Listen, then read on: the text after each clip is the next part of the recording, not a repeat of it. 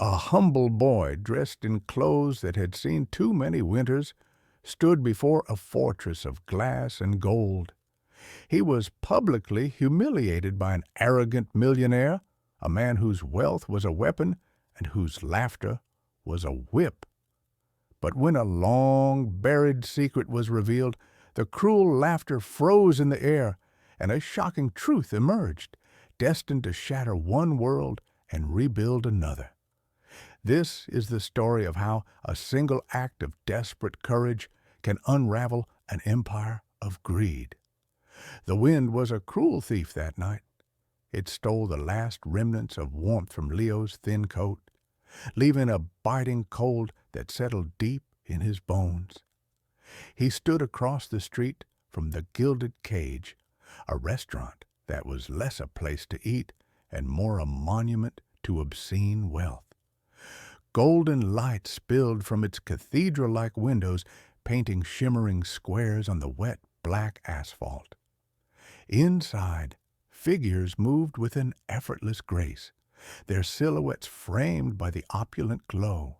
They were like exotic fish in a ridiculously expensive aquarium, oblivious to the cold, dark ocean just beyond the glass. Leo's world was that ocean. His stomach was a hollow, aching drum. It wasn't the familiar pang of his own hunger that drove him here, but a deeper, more urgent need. It was the image of his grandmother, Elisa, her face pale against the worn pillowcase, her breath a shallow, fragile thing. The doctor had said she needed to eat, to build her strength. Her favorite soup, a rich, creamy mushroom bisque, was something she had once described with a wistful smile. A soup she hadn't tasted in years. He knew they made it at the Gilded Cage. He had seen it on the menu displayed in a polished brass case by the door during one of his long, aimless walks. The price had made him flinch. It was more than he earned in 2 days of scrubbing floors at the old municipal library. But tonight, desperation was a louder voice than reason. In his pocket, his fingers nervously traced the edges of a few crumpled bills and some loose change. It was his entire fortune. It was not enough, not even for a single bowl. Still, a desperate, foolish hope propelled him forward.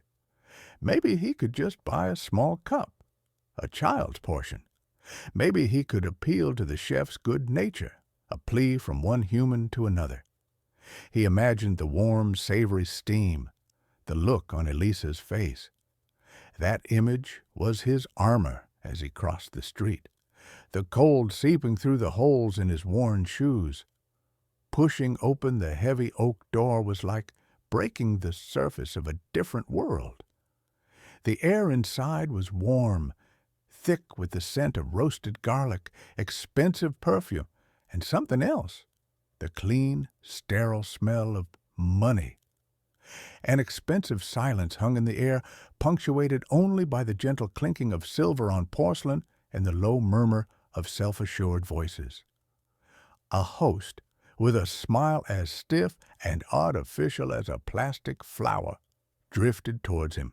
The man's eyes flickered over Leo's frayed collar and damp shoulders, and the smile tightened into a thin, dismissive line. "Can I help you?" The question was not an offer. It was a challenge. Leo's voice was barely a whisper, swallowed by the cavernous, opulent room. I was hoping to buy some soup. To go." The host's eyebrow arched in a perfect, condescending curve. "To go?" He repeated the words as if they were a foreign, distasteful concept. "Sir, this is the Gilded Cage.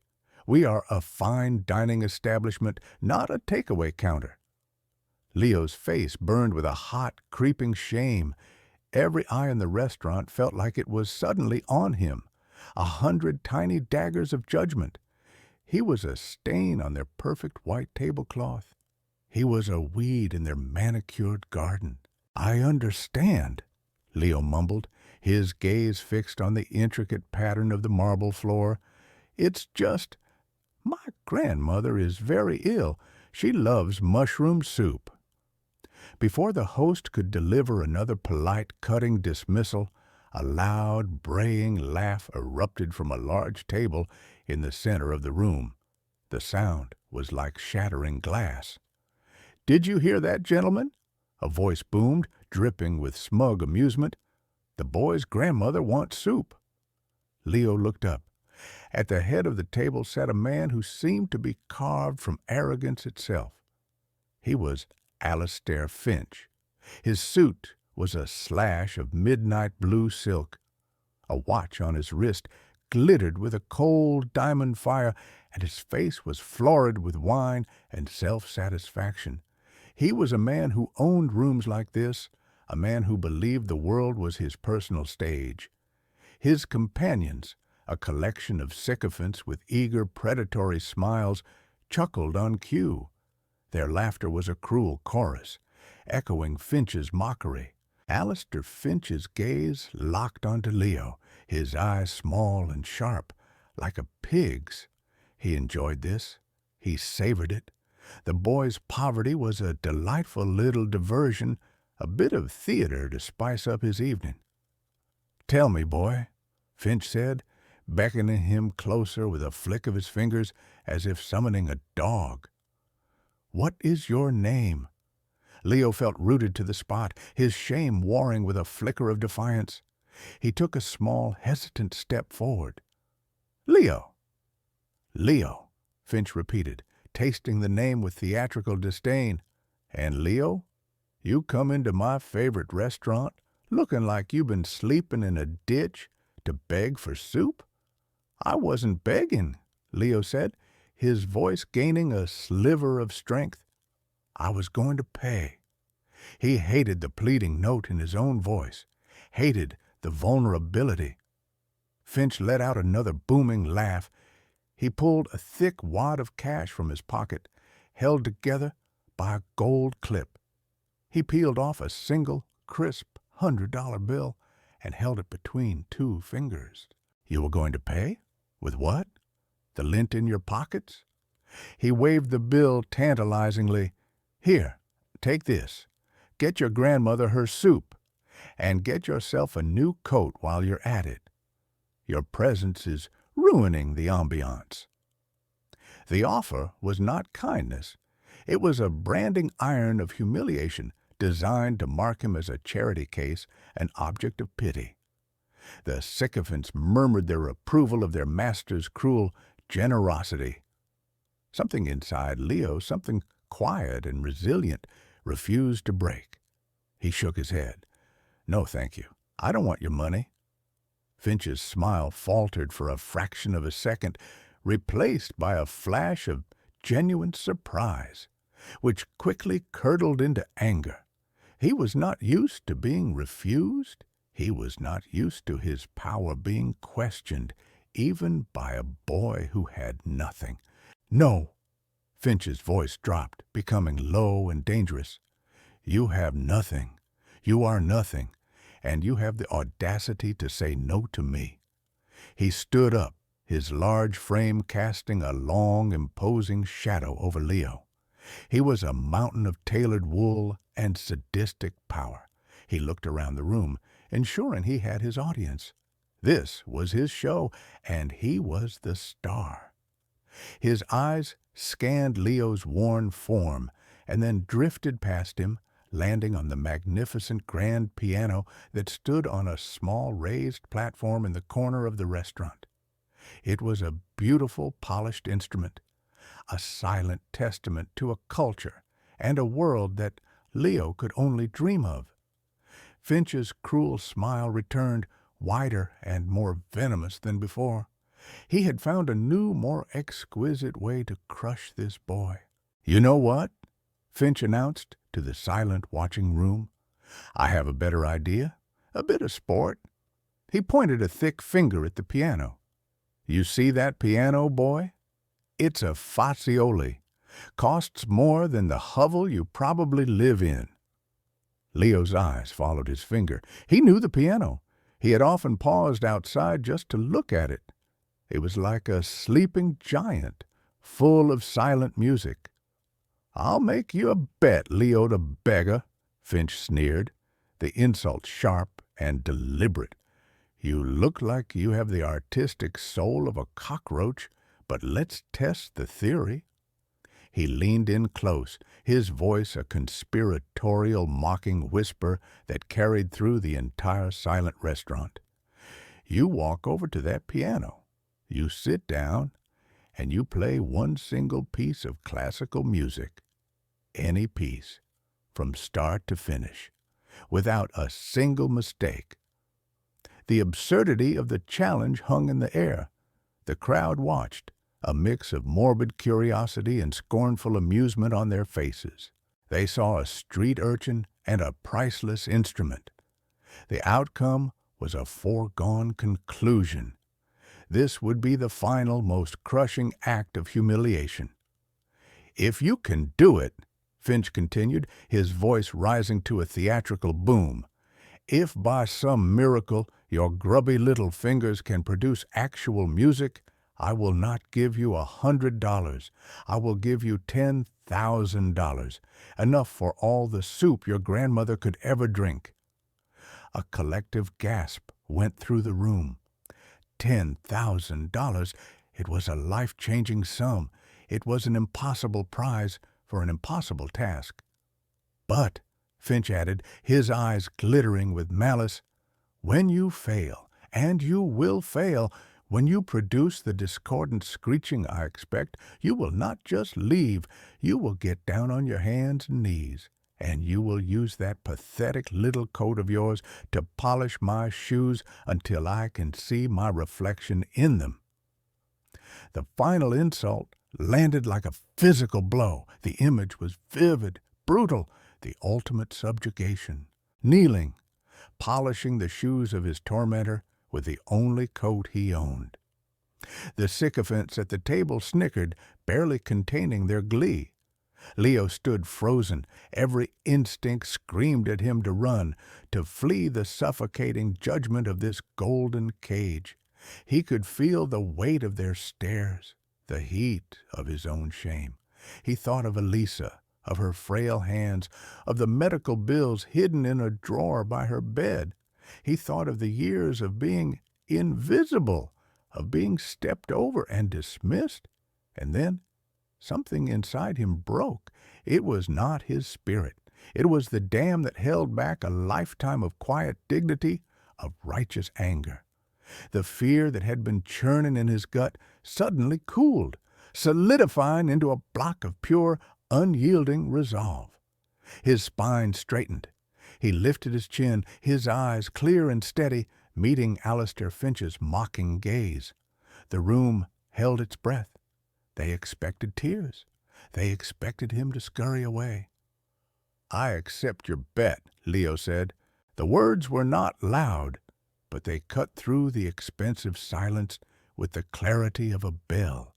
For a moment, even Finch was taken aback by the boy's sudden transformation from a timid mouse into something with a spine of steel. Then the arrogant millionaire threw his head back and roared with laughter. It was a disgusting, triumphant sound. "Excellent! The sport begins. Go on then, little maestro. Go and make a fool of yourself. The entire city is watching." Leo did not look at him again. He turned his back on Alistair Finch and the sea of scornful faces. He walked towards the piano. Each step was deliberate, heavy with the weight of the moment. The polished wood of the floor reflected his worn shoes. The silence in the room was now absolute, a thick, tense blanket of anticipation. He reached the raised platform. The piano was even more beautiful up close. The black lacquer was a pool of liquid night. The ivory keys, a perfect, silent promise. He ran a hesitant hand over the smooth, cool wood. It felt like greeting an old friend. He sat down on the leather bench. It was soft, yielding. He took a deep breath, the scent of lemon polish and old wood filling his lungs.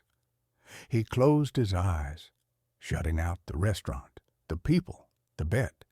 He shut out everything but the memory of his grandfather. Eduardo, a man with hands calloused from work, but a touch as gentle as fallen leaves on the piano keys, a man who filled their small, poor apartment with the majestic sounds of Chopin and Beethoven. "Music is not for the rich, Leo," he used to say, his voice a low, warm rumble. "It is for the soul. It is the one language everyone understands, even if they refuse to listen." Leo's fingers, which Finch had called grubby, hovered over the keys. They were not the hands of a concert pianist. They were the hands of a boy who scrubbed floors and carried heavy buckets. But they were also the hands that his grandfather had guided hour after hour over the worn-out keys of their own battered upright piano. He opened his eyes. He was ready. Then he began to play. It was not the hesitant, fumbling plinking that the audience expected. It was not the discordant screeching that Finch had so gleefully predicted. From the very first note, the music that filled the room was a torrent of impossible beauty. It was Chopin's Nocturne in E-flat major, Opus 9, No. 2. But it was more than that. It was played with a technical perfection that was breathtaking and an emotional depth that was heartbreaking. The notes flowed from his fingers not as a performance, but as a confession. Each chord was a memory. The soaring arpeggios were the remembered sound of his grandfather's laughter. The gentle, melancholic passages were the quiet sadness of the years since he had passed. The music was a story of love, of loss, of a quiet, resilient life lived in the shadows. Alistair Finch's booming laughter had just begun to die down when the first notes struck him. The sound stopped him cold. The smirk on his face froze, cracking like a cheap veneer. His jaw went slack. His eyes, which had been glittering with sadistic glee, were now wide with disbelief. This was not possible. This could not be happening. The sycophants around him fell silent. Their snickering smiles wiped clean from their faces. They exchanged confused, shocked glances. They looked from the beggar boy at the piano to their patron, and saw not a triumphant tormentor, but a man suddenly rendered small and ridiculous. The entire restaurant was captured, held hostage by the sublime music. A waiter, holding a tray of champagne flutes, stood frozen mid-stride. A woman at a nearby table, who had been laughing the loudest, now had tears streaming silently down her powdered cheeks. The host, the man with the plastic smile, leaned against a pillar, his face a mask of pure, unadulterated awe. Leo was lost in the music. He was back in the small apartment, his grandfather sitting beside him, his warm hand on his shoulder. He played not for the bet, not for the money, not for the silent, stunned audience. He played for Elisa. He played for Eduardo. He played for himself. The final notes of the nocturne hung in the air, shimmering and delicate, like dust motes in a sunbeam. Then they faded into a silence more profound, more complete than any that had come before. For a long moment, nobody moved, nobody breathed. The spell was absolute. Then from a corner table a single person began to clap. It was a tentative, solitary sound. It was followed by another, and then another. Within seconds, the entire restaurant erupted. It was not polite applause. It was a storm, a roar of thunderous, heartfelt ovation. People were on their feet, their faces alight with an emotion so powerful it was palpable. They were not applauding a performance.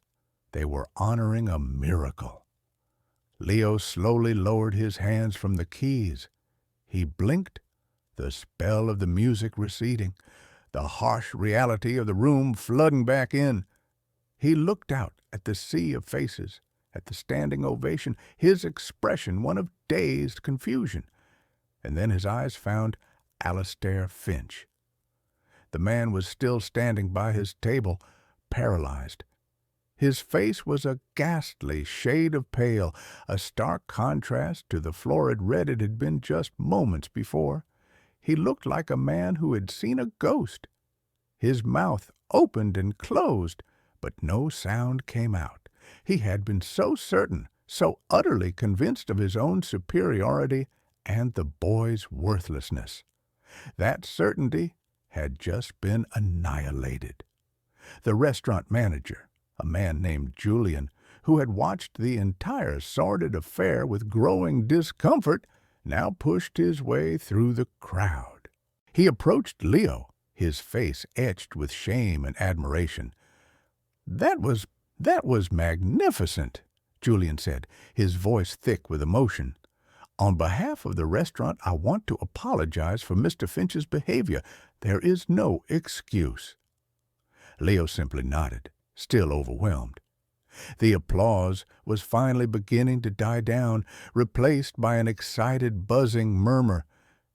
Everyone was looking at him, not with scorn, but with a kind of reverence. His gaze shifted back to Finch. The man had finally regained some semblance of composure, but it was a brittle, fragile thing. His shock had been replaced by a deep, burning fury. He had been publicly humiliated in his own playground.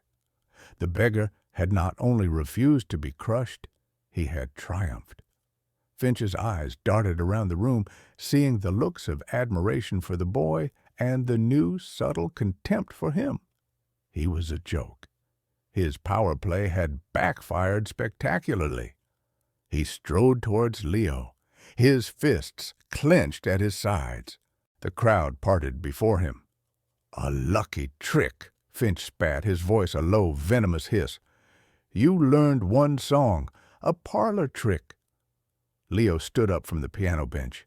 He was no longer the timid, hunched boy who had entered the restaurant. He stood tall, his gaze level and unwavering. "You lost the bet, Mr. Finch." "The bet?" Finch let out a short, ugly laugh.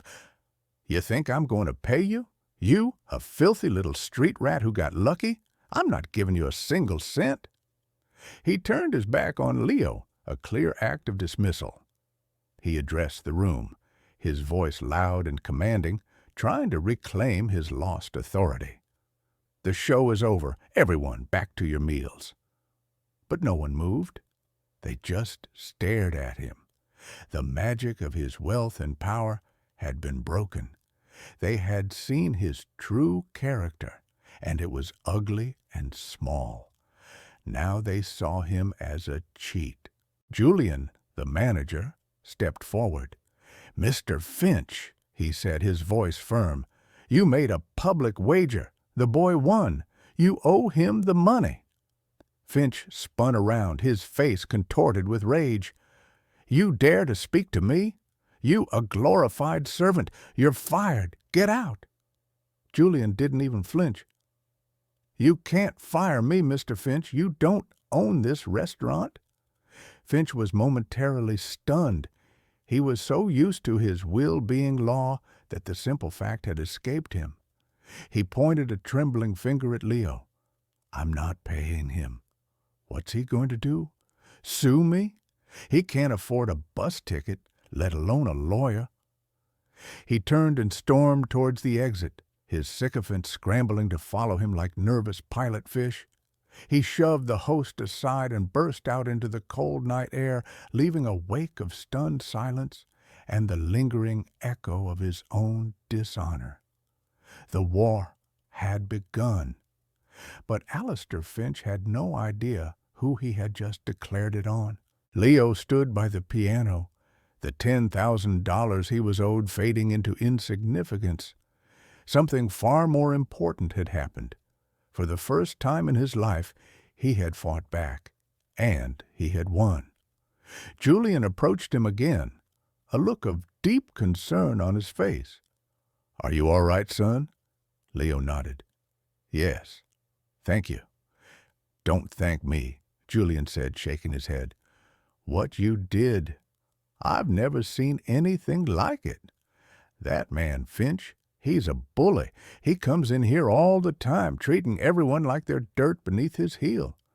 Tonight, you made him look like the fool he is."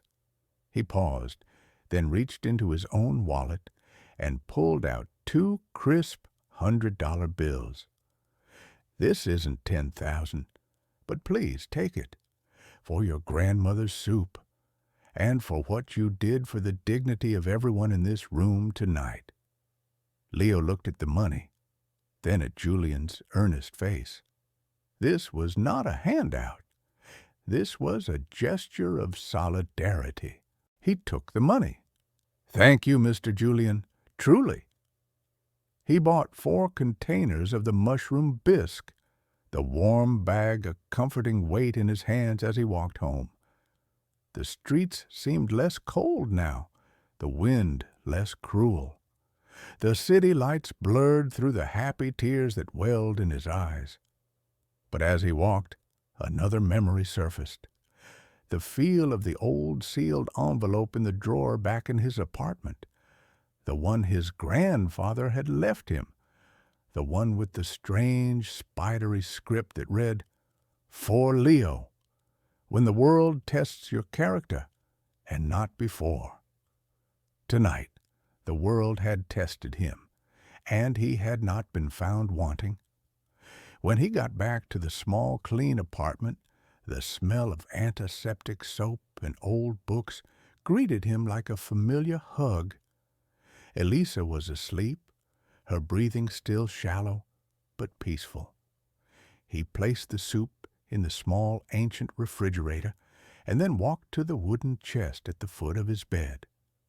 He pulled out the envelope. It was yellowed with age, the paper brittle. He had looked at it 1,000 times since his grandfather's passing 2 years ago, but had never dared to open it. Eduardo's instructions had been clear. His hands trembled slightly as he broke the wax seal. Inside was not a long, sentimental letter. It was a single, folded sheet of paper, a heavy, ornate iron key, and a smaller, sealed note. He unfolded the main sheet. The handwriting was his grandfather's, strong and clear. "My dearest Leo," it began, "if you are reading this, it means you have faced a moment of profound challenge and chosen integrity over fear. I knew you would. It is in your blood." The letter was brief. It instructed him to go to a bank, the Titan Trust Bank on the other side of the city, a place of unimaginable wealth and power. He was to ask for a man named Mr. Thomas. He was to show him the key. "Do not be afraid, my boy," the letter concluded. "You are more than who you think you are. Your legacy is not one of poverty, but of strength. This key does not unlock a small fortune. It unlocks the truth." Leo stared at the letter, his heart pounding. Titan Trust Bank?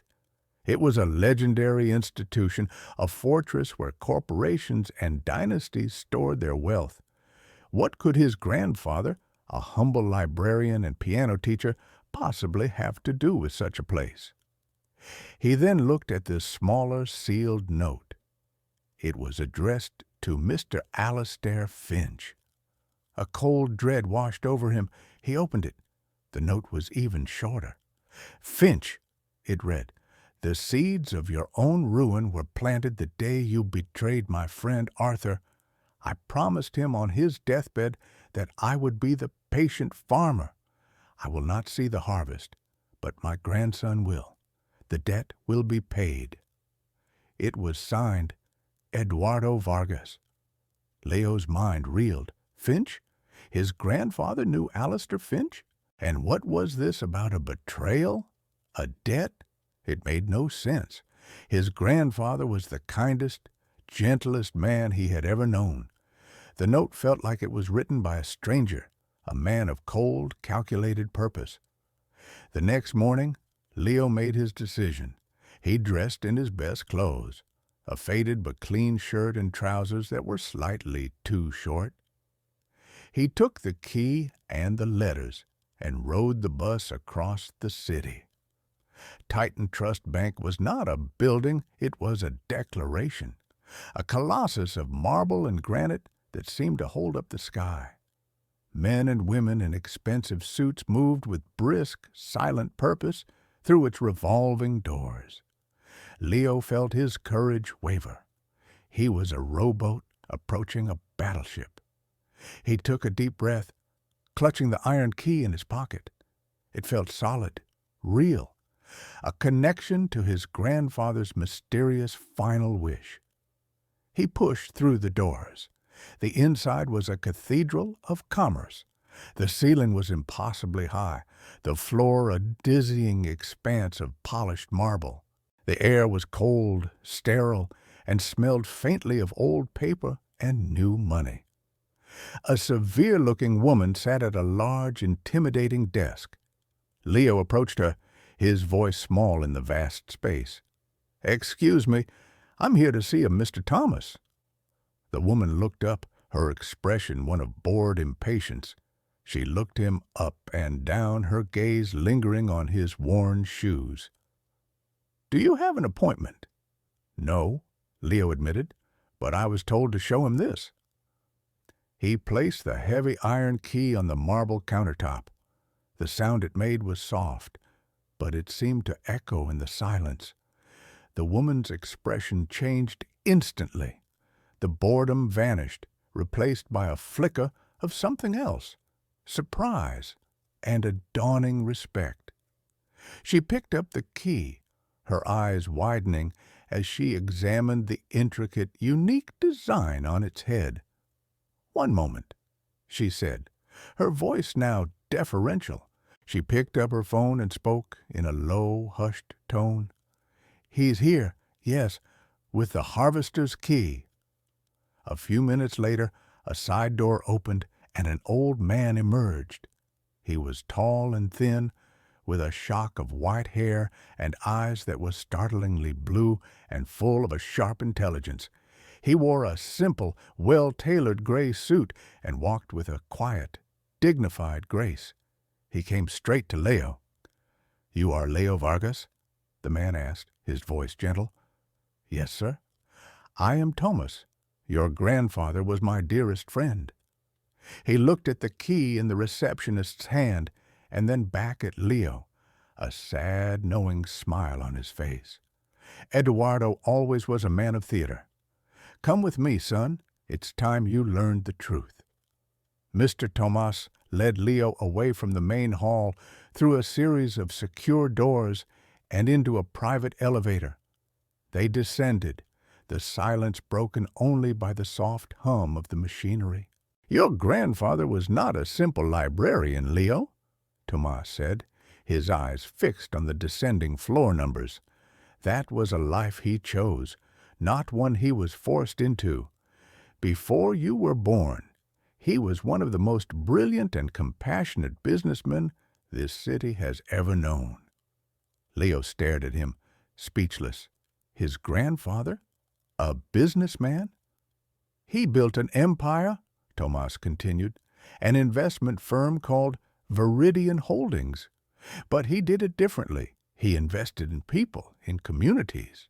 He believed that wealth should be a tool for building, not a weapon for breaking. He called it ethical capitalism." The elevator chimed softly, and the doors opened into a long, quiet corridor lined with vault doors. Tomas led him to the very last one, a massive circle of polished steel. In the center was a single, ornate keyhole. "And what about Alistair Finch?" Leo asked, his voice barely a whisper. Tomas's face darkened. "Finch was a young, ambitious protege of your grandfather's original partner, a good man named Arthur Covington. Finch was brilliant but ruthless. He saw Viridian's ethical stance as a weakness. He orchestrated a hostile takeover of one of Arthur's smaller companies, using deceit and corporate sabotage. He drove the company into the ground, stripped its assets, and left thousands of people unemployed. The stress of the betrayal and the loss destroyed Arthur. He died of a heart attack a year later. Tomas paused, his blue eyes filled with a cold fire. Your grandfather never forgave him. Eduardo couldn't prove Finch's crimes legally. Finch was too clever. So he chose a different path. He sold his majority shares in Viridian, but not on the open market. He placed them in a blind trust. This trust. He gestured to the vault door. Eduardo then spent years using the vast resources still at his disposal to quietly buy up the debt of every company Finch controlled. He became Finch's silent, invisible creditor. Finch built an empire of cards. Leo and your grandfather owned the table it was built on. He retired from public life, became a humble librarian, and waited. He was the patient farmer, just as he said in his letter. Tomas took the key from Leo. He set up this trust with one condition. It could only be opened by his heir, and only after that heir proved their character. He didn't want his legacy to fall into the hands of someone who might become another Finch. Your performance at the restaurant last night, your refusal to be broken or bought, that was the test, Leo. Your defiance was reported to me before you even left the restaurant. He turned and inserted the key into the lock. He turned it. There was a series of loud, satisfying clicks as massive tumblers shifted deep within the door. Thomas spun the large wheel, and the heavy steel door swung silently inward. The room inside was not filled with gold or cash. It was a simple, wood-paneled office. On a large mahogany desk sat a single laptop and a stack of leather-bound ledgers. "Welcome to your inheritance, Leo," Tomas said softly. "Welcome to Viridian Holdings. You are now the majority shareholder. You are, for all intents and purposes, Alistair Finch's boss." Leo stepped into the room, his legs feeling weak.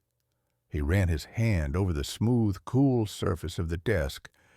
It felt unreal, like a dream. He looked at Tomas, his mind struggling to comprehend the scale of what was happening. "What do I do?" Leo asked, the question filled with the weight of his sudden, terrifying new reality. Tomas smiled, a genuine, warm smile this time. "First, we get your grandmother the best medical care on the planet. Second, we let Mr. Finch know that the harvest has begun." He picked up a phone on the desk. "Get me the legal department. It's time to call in some loans." Meanwhile, in his penthouse office overlooking the city he considered his kingdom, Alistair Finch was in a rage. The story of his humiliation at the Gilded Cage had spread like wildfire through the city's elite. He had become a laughingstock. The maestro Beggar was the talk of every club and boardroom. "Find him!" he roared at his team of anxious assistants. "I want to know everything about this boy. Where he lives, who he is. I want to crush him. I will not be made a fool of." His phone rang. It was his chief legal counsel, his voice tight with panic. "Sir," the lawyer stammered, "we have a problem, a massive problem." "What is it now?" Finch snapped. "Viridian Holdings. They've called in your entire debt portfolio, all of it. They're demanding immediate payment." Finch felt the blood drain from his face. "What? They can't do that. We have a payment schedule, an agreement." "The agreement had a character clause," the lawyer said, his voice trembling. "A morality stipulation tied to the majority shareholder's discretion. It's an old, arcane piece of boilerplate nobody ever looks at. It seems Viridian has a new majority shareholder, and he has just invoked the clause, citing conduct unbecoming of a business partner. Finch sank into his chair, the city skyline blurring before his eyes. It couldn't be. It was impossible. A coincidence. Who? Finch whispered. Who is the new shareholder? There was a pause on the other end of the line. We're not sure, sir. The name on the filing is just Vargas. Leo Vargas? The world tilted on its axis. The name echoed in his mind. Leo, the beggar boy, the piano player. It was him. The boy he had tried to humiliate was the ghost of Eduardo Vargas, returned to claim his debt. The impossible, absurd truth crashed down on him with the force of a physical blow. His empire of cards was beginning to tremble. The days that followed were a blur for Leo. Under the calm, expert guidance of Mr. Thomas, he began to navigate the labyrinth of his new life. His first act was to move Elisa to a private sun-drenched hospital suite overlooking a garden. The world's best cardiologists were flown in. For the first time in years, he saw real color return to his grandmother's cheeks. "Eduardo," she whispered, her hand in his, tears of joy in her eyes. He was always playing a longer game than any of us knew. Leo spent his days in the vault office, which he now simply called the library. Tomas walked him through the ledgers, explaining Eduardo's philosophy. It was a master class in compassionate power. Viridian owned stakes in hospitals, green energy startups, and affordable housing projects.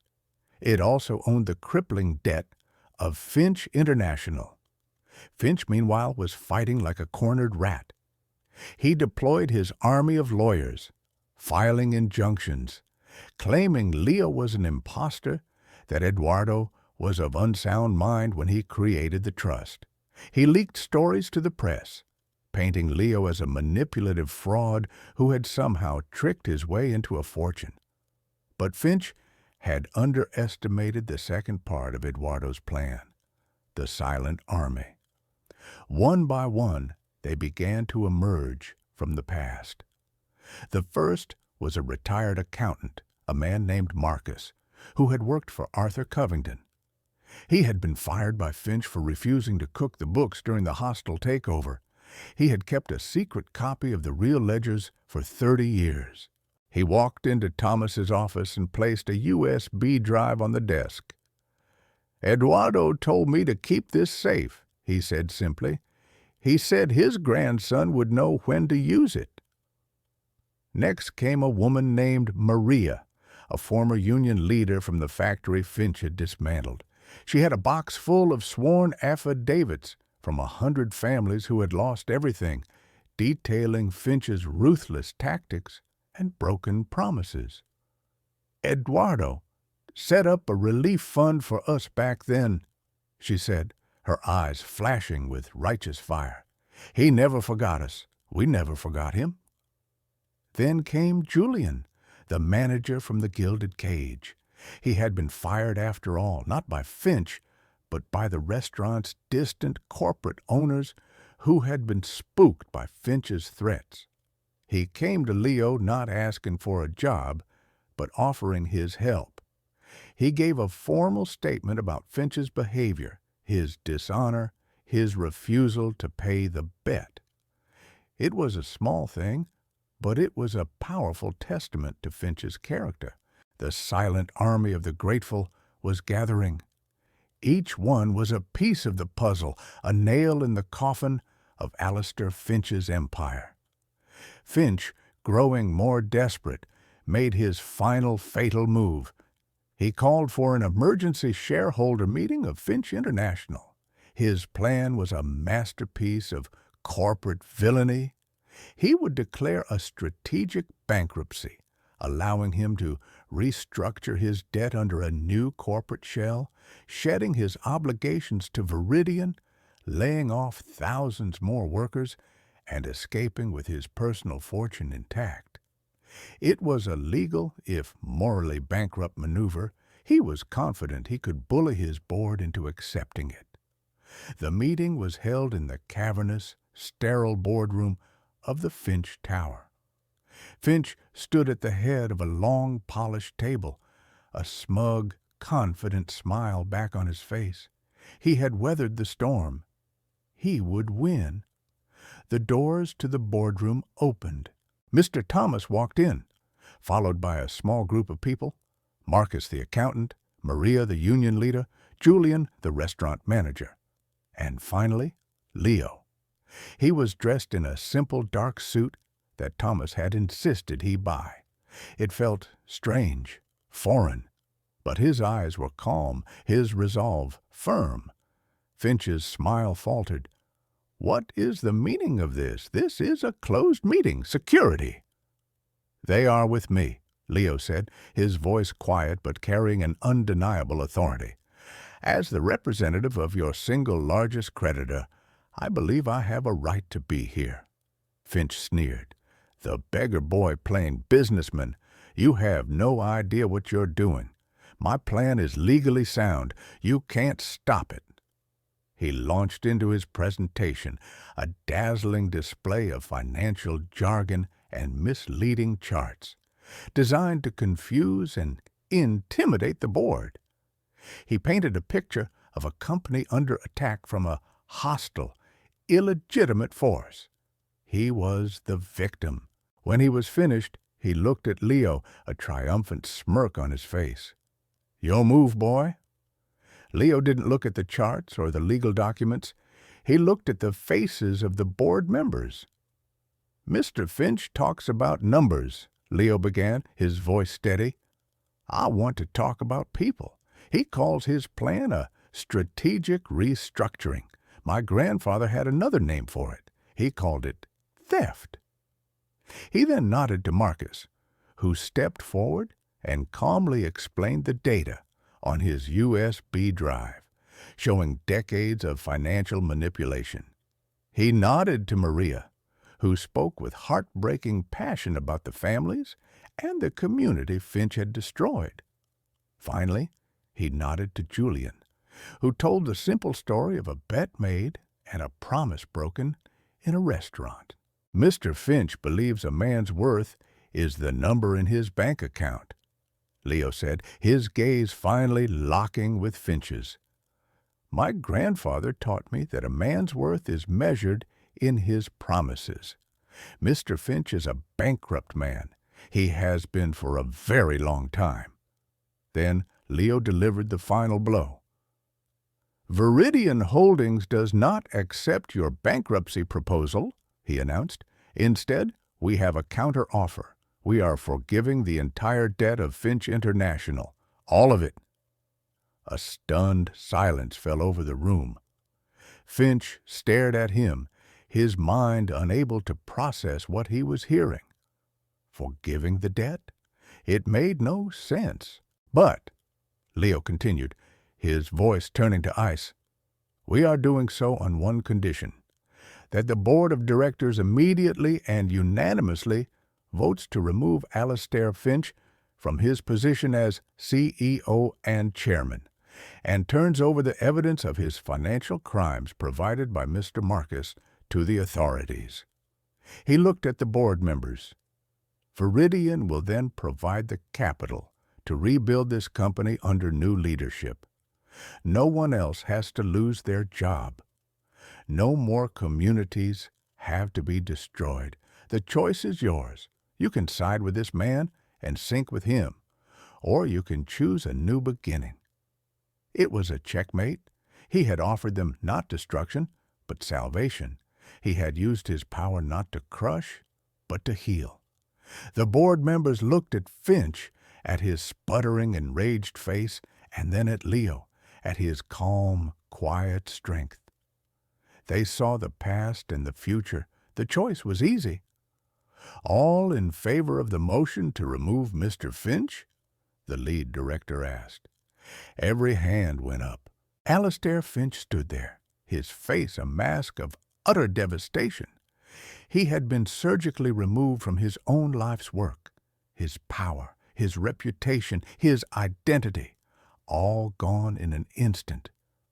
He opened his mouth, but only a strangled gasp came out. Two security guards, the same ones he had tried to call on Leo, entered the room. They walked to his side. "Mr. Finch," one of them said, his voice devoid of emotion, "you need to come with us." As they escorted him from the room, a broken, defeated man, his eyes met Leo's one last time. In them, Leo saw not hatred, but a dawning, terrifying understanding. He hadn't been defeated by money or power. He had been defeated by a simple, forgotten idea: character. The next day, Leo walked back into the gilded cage. The restaurant was quiet, the lunchtime rush not yet begun. He found Julian in the back office, packing his personal belongings into a small cardboard box. "Leo," Julian said, a sad smile on his face, "I heard what you did. It was brilliant, legendary." "I couldn't have done it without you, Julian," Leo said. "Your testimony was important." "It was the right thing to do," Julian replied with a shrug. Leo looked around the opulent, empty dining room. "What will you do now?" "I don't know," Julian admitted. "Look for another job, I suppose. The owners sold this place. I heard the new buyer is some anonymous holding company." Leo smiled. "I know the new owner," he said, "and his first official act is to offer you a new position, not as manager, but as a full partner." Julian stared at him, his eyes wide with confusion. "What are you talking about?" "I'm the anonymous holding company, Julian," Leo said gently. "I bought the restaurant this morning." He gestured to the room. "I want to change it. I want to change the name. I want to create a place where everyone is welcome regardless of the coat they wear. I want to make the best mushroom soup in the city, and if someone can't afford it, they eat for free. But I don't know how to run a restaurant.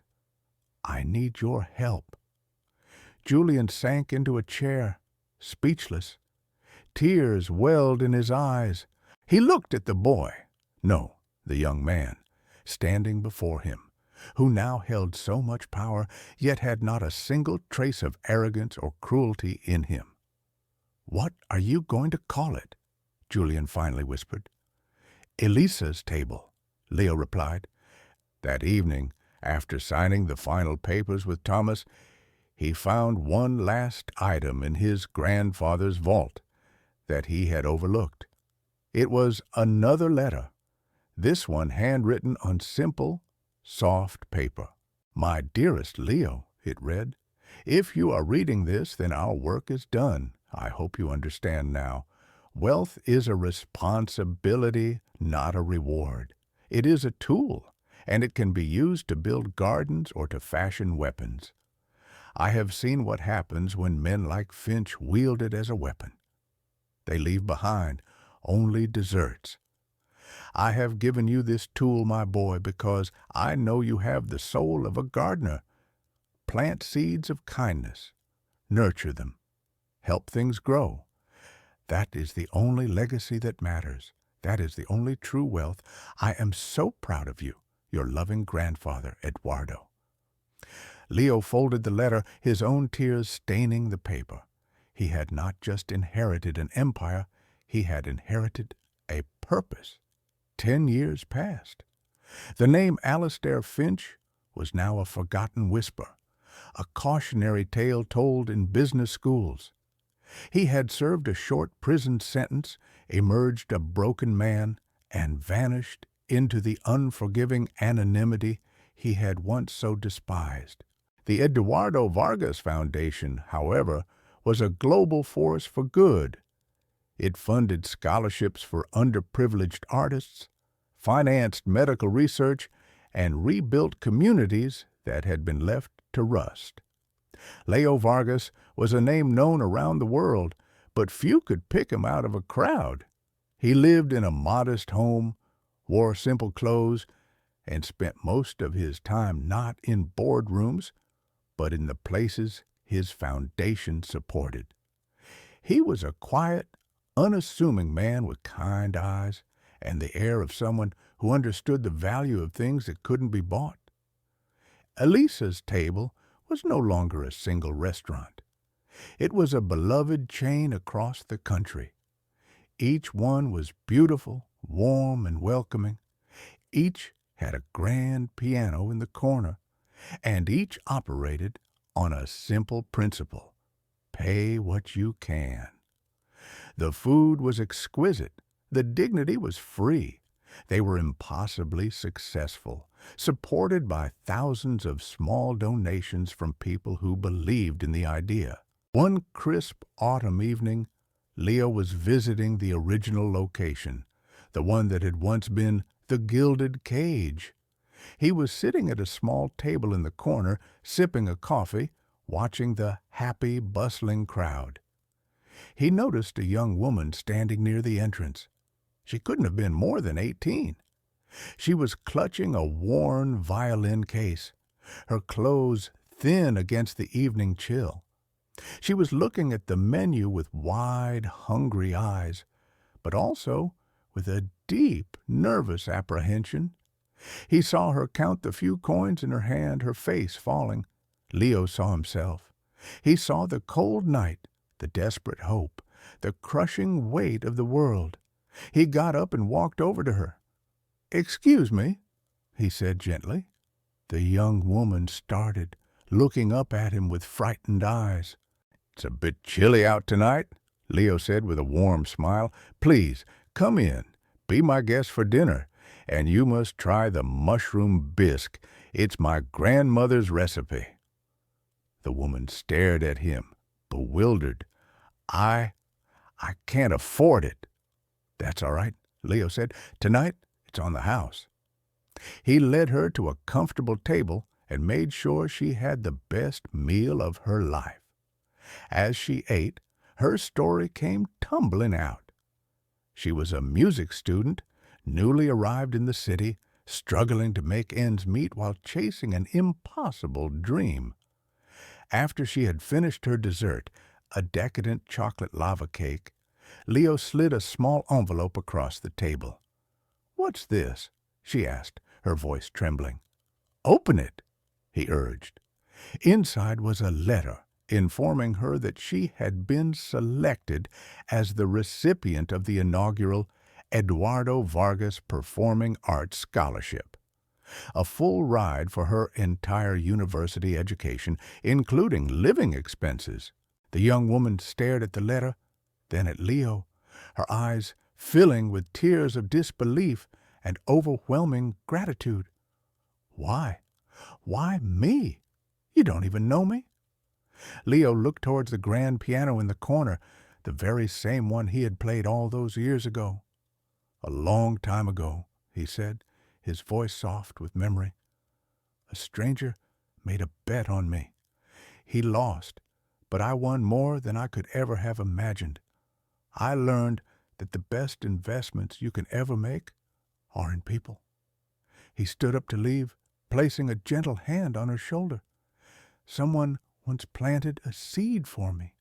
I'm just paying it forward. Go and make beautiful music." As Leo walked out into the cool night air, he looked up at the glittering city. It was no longer a cold, intimidating place. It was a garden full of potential. The seeds of kindness, planted in barren soil, had blossomed into a forest. The harvest would be eternal.